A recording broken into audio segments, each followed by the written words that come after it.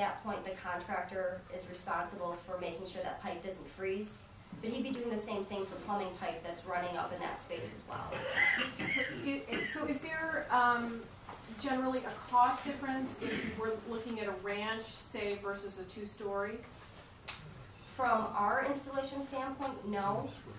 I mean, even with the ranch, we're going to use sidewall heads.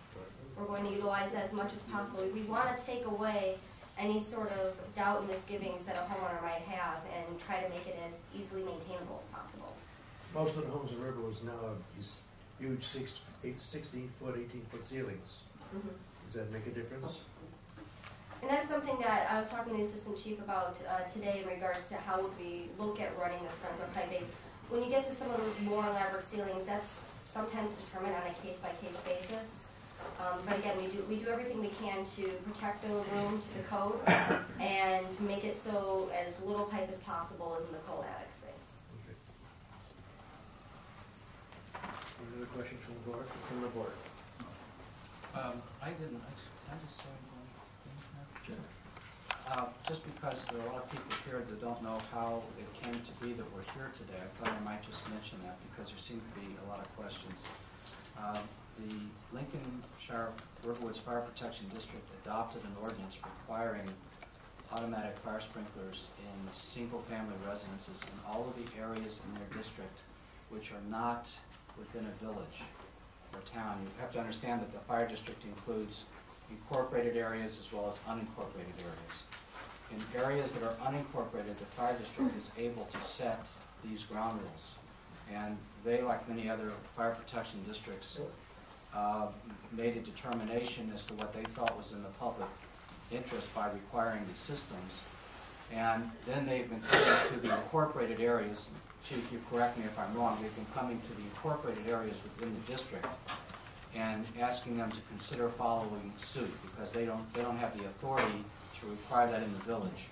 So what was asked of this board was to consider imposing a requirement within the village that applies within all of the areas around us that are unincorporated but within the boundaries of the district. We took the ordinance that the Fire Protection District has already adopted and modified it to work within the kinds of codes that we already have here in the village. But basically all that the board so far has done is to begin to consider and hear presentations about the efficacy or desirability of these systems if we were to adopt an ordinance similar to what the Fire Protection District has already adopted in all the unincorporated areas around us. The standard that you hear mentioned a lot is 13D, comes from a fire code that describes the standards and specifications to which the system has to be built and operated to be a safe automatic system. And so there's just like we have a building code and we have many codes, there's a certain type of code that describes how the system would be installed.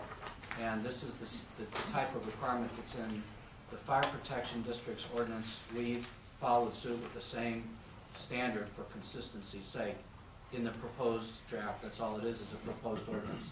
I hope I haven't spoken beyond anything with that. I just wanted you to understand this is only, I think, the second time it's been here before the board. We had a first reading of the ordinance. That's our normal process. We have a first reading, usually just to get the matter up for discussion.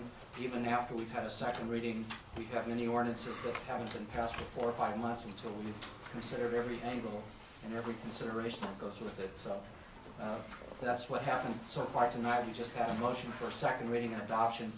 I haven't even discussed changes that the board asked us to make from the last time around yet, that the board has in front of it, a red-lined ordinance. So we've not even had a chance to look at changes from the last meeting that were already brought to our attention.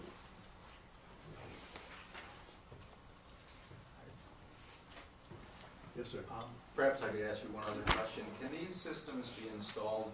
Is there a particular certification required by the installer?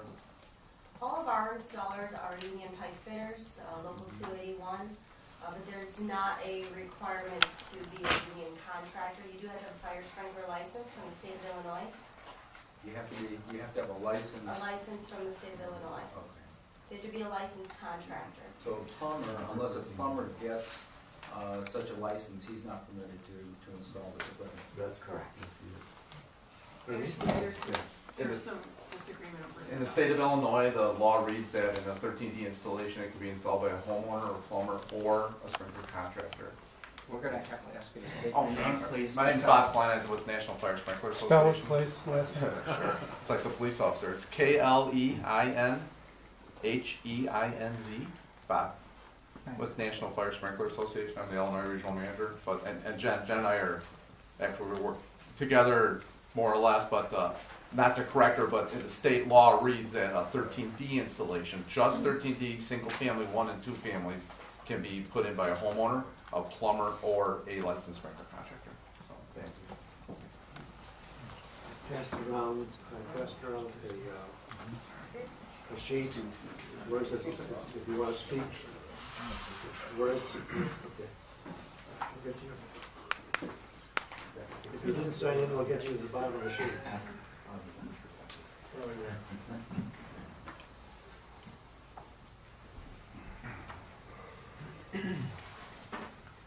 We have a number of people who would like to talk, and I'd be happy to listen to them.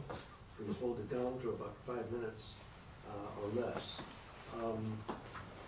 We have Howard Handler here from the North Shore Barrington Board of Realtors who sent out a letter objecting to this.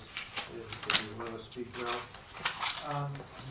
I don't prefer anything because we presented you with so much information, but I'm very happy to answer any of your questions that you might have on it.